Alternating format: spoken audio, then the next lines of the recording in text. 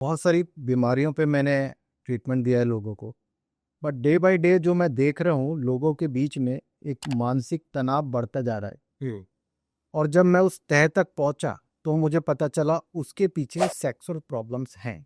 Basically कोई भी sexual problem है उसमें 3 फैक्टर्स हमेशा इन्वॉल्व रहते हैं। एक साइकोलॉजिकल फैक्टर, एक फिजियोलॉजिकल फैक्टर और एक लाइफस्टाइल डिसऑर्डर।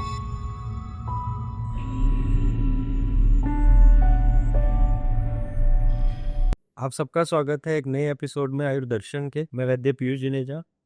आज मेरे को बड़ा अच्छा लग रहा है, बड़ा एक्साइटेड हूँ मैं, क्योंकि एक हमारे बड़े प्रिय सीनियर, हमारे मित्र, और जिस सिटी जिस एरिया में हम हैं गाज़ियाबाद, उसके और आसपास के कई एरिया के one of the leading Ayurveda doctor पिछले लास्ट 20 ईयर्स से डॉक्टर विवेक राठौर गाज़ियाबाद और आसपास के कई क्षेत्रों के कई सारे पेशेंट्स को ठीक कर चुके हैं। इनका कई बीमारियों में एक्सपर्टीज़ है, लेकिन आज हम बात करेंगे जिसके बारे में शायद सबसे ज़्यादा कम बात की जाती है डॉक्टर्स के द्वारा। नॉन मेडिकोज क्वैक्स या कई सारे प्रोडक्ट्स मार्केट में अवेलेबल हैं जो सेक्सुअल वेलनेस को टारगेट करते हैं, लेकिन एक एक्सपर्ट के अंडर अगर आप उसको समझेंगे, और नीम हकीम खतराए जान के बारे में जो बोला गया है वो इसीलिए बोला गया है क्योंकि एक रजिस्टर्ड डॉक्टर, और डॉक्टर विवेक राठौर एमडी हैं, पोस्ट ग्रेजुएट हैं आयुर्वेदा में। तो इनसे समझेंगे आज की सेक्सुअल वेलनेस की जर्नी में ये कैसे हमारे फॉलोअर्स सब्सक्राइबर्स को हेल्प कर सकते हैं, उनको गाइडेंस दें, उनको टिप्स दें। और हमने एक डेटा, एक सर्वे का स्टडी किया कि इंडिया में 40 इयर्स के ऊपर हर 3 में से एक व्यक्ति किसी ना किसी तरीके से सेक्सुअल इश्यूज को इस टाइम फेस कर रहा है। 83% मेल्स में लाइफ में एक बार कोई ना कोई सेक्सुअल इशू की प्रॉब्लम आती है, ये डेटा बोल रहा है। तो आज हम इसके बारे में थोड़ा और समझेंगे। मैं स्वागत करूंगा डॉक्टर विवेक राठौर का हमारे चैनल पे, हमारे पॉडकास्ट पे। वेलकम डॉक्टर विवेक राठौर।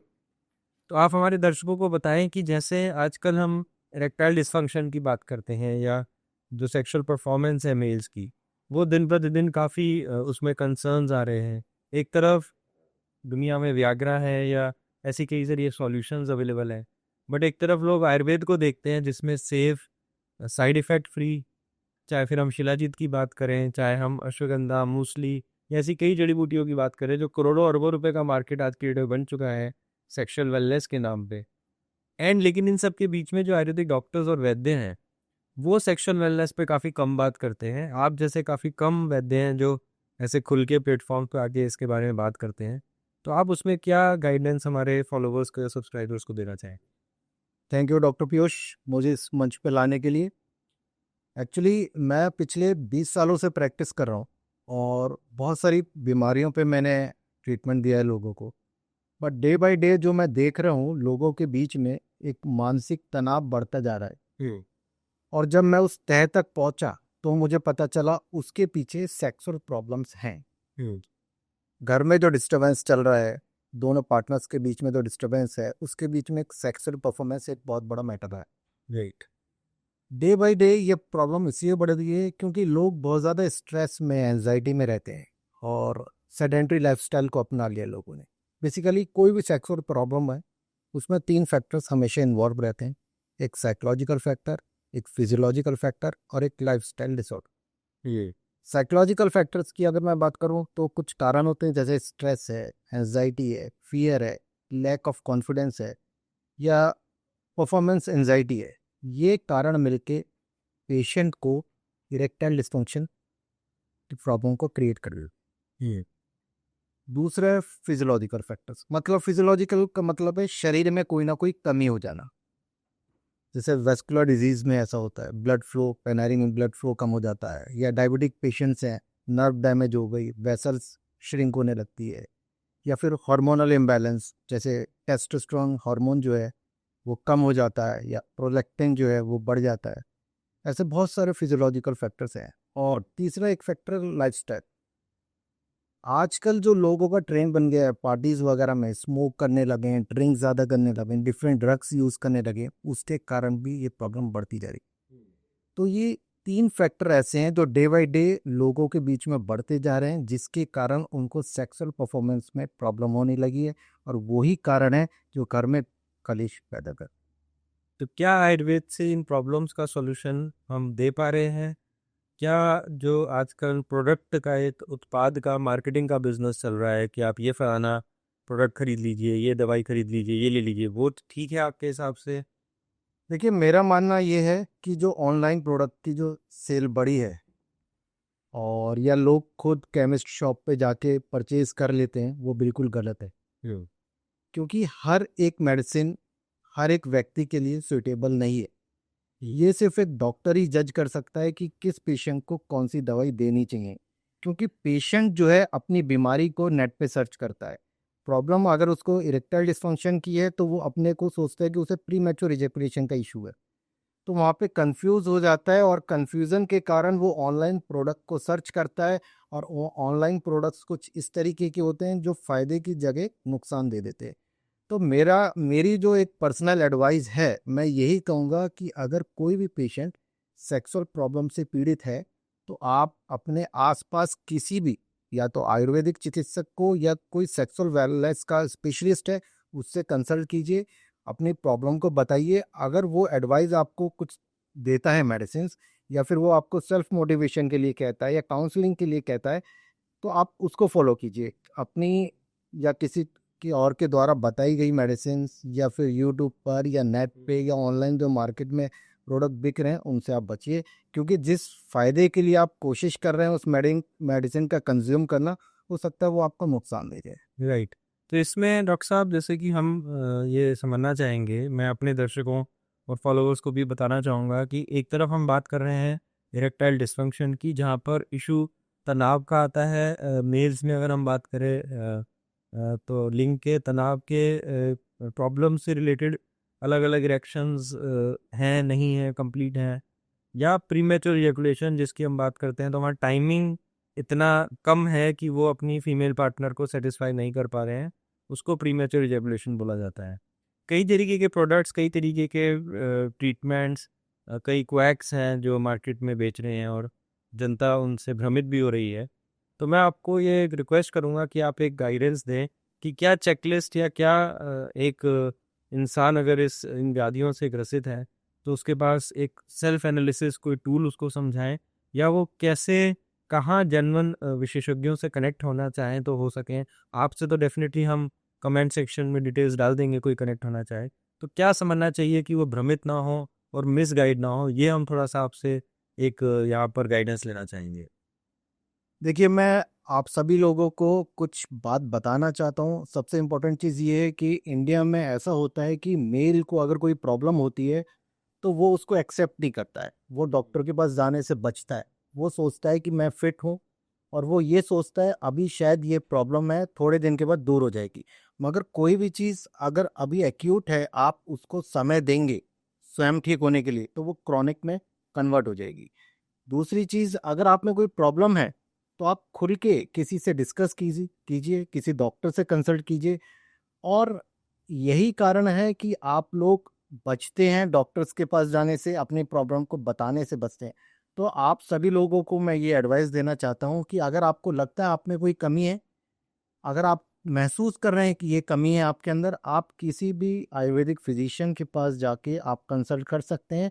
और सिर्फ आप लक्षण बताएंगे, आप बीमारी के बारे में डिस्कस नहीं करेंगे, क्योंकि जनरली आजकल पेशेंट्स जो होते हैं अपनी बीमारी को खुद सर्च करके डॉक्टर से जाके ये बता देते हैं कि मुझे ईडी का इशू है, या मुझे प्री मैच्योर इजैकुलेशन का इशू है।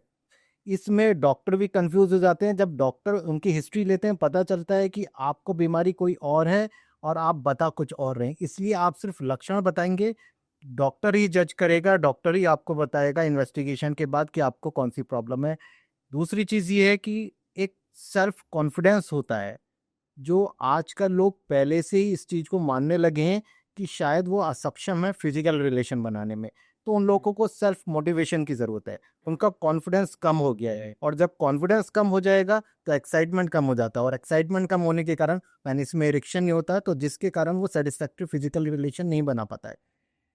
जो मैंने आज तक प्रैक्टिस करी है, 20 साल मेरा तजुर्बा है, मैंने जो जज करा है, 80% लोग साइकोलॉजिकल फैक्टर के कारण ईडी की प्रॉब्लम से जूझ रहे हैं। साइकोलॉजिकल फैक्टर मतलब मानसिक कारण, किसी तनाव में, किसी स्ट्रेस में, डिप्रेशन में, या फिर लैक ऑफ कॉन्फिडेंस। उनको ऐसा लगता है कि वो असक्षम है फिजिकल रिलेशन बनाने में। बहुत सारे लोग तो ऐसे हैं, इस परेशानी के कारण शादी नहीं करते, राइट। अनमैरिड रहते हैं। उनके दिमाग में ये डर रहता है कि शायद शादी करने के बाद उनकी जो लाइफ है वो डिस्टर्ब हो जाएगी। वो पहले से ही मान लेते हैं कि उनमें इस तरीके की प्रॉब्लम्स हैं। तो यही कारण होते हैं जिसके कारण बहुत सारी प्रॉब्लम्स ना होते हुए भी हो जाती हैं। साइकोलॉजिकल फैक्टर एक बहुत बड़ा कारण है ईडी की प्रॉब्लम के लिए। इसलिए सेल्फ मोटिवेशन, काउंसलिंग और अच्छे डॉक्टर से एडवाइस लीजिए। अगर उनको ज़रूरत हुई मेडिसिन की तो मेडिसिन दे के इस बीमारी से आपको छुटकारा दिला सकते हैं। मगर कोई भी डिसीजन अपने आप मत लीजिए, किसी दूसरे डॉक्टर से, अच्छे डॉक्टर से कंसल्ट ज़रूर कीजिए।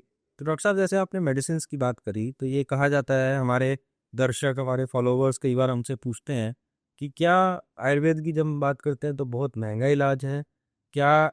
कई लोग बोलते हैं कि डॉक्टर साहब हम तो मैंने यहाँ नाम नहीं लूँगा, किसी पैथी को क्रिटिसाइज़ नहीं करूँगा, कि एक सस्ती सी गोली खाने से मेरा जो काम चल रहा है, तो मैं क्यों इतने महंगे इलाज को लूँ? तो क्या वाकई ये महंगा है? क्या वाकई वो गोली खाने से उनका काम चल सकता है और उनको आयुर्वेद का इलाज नहीं करना चाहिए?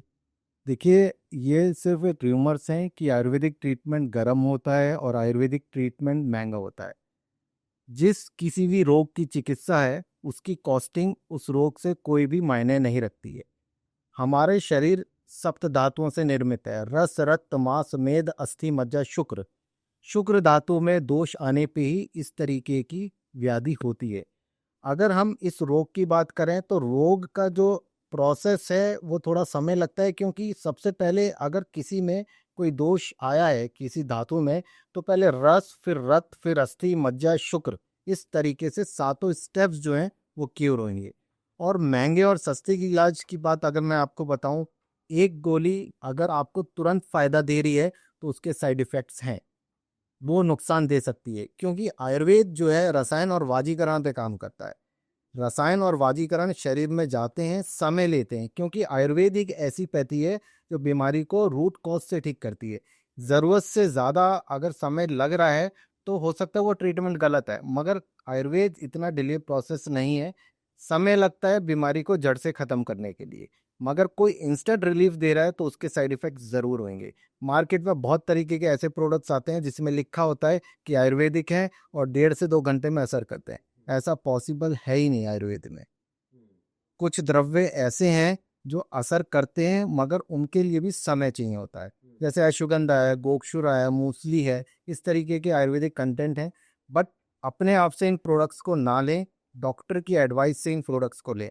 जो समय लगता है प्रॉब्लम को ठीक होने में, उतना ही समय लगेगा। ग्रेट। सो धन्यवाद डॉक्टर विवेक राठौर। आज आपने हमारे फॉलोवर्स को, हमारे सब्सक्राइबर को बहुत अच्छे से ज्ञान दिया, डायरेक्शन दी। मैं आप सबसे रिक्वेस्ट करूंगा कि सेल्फ मेडिकेशन से बचें।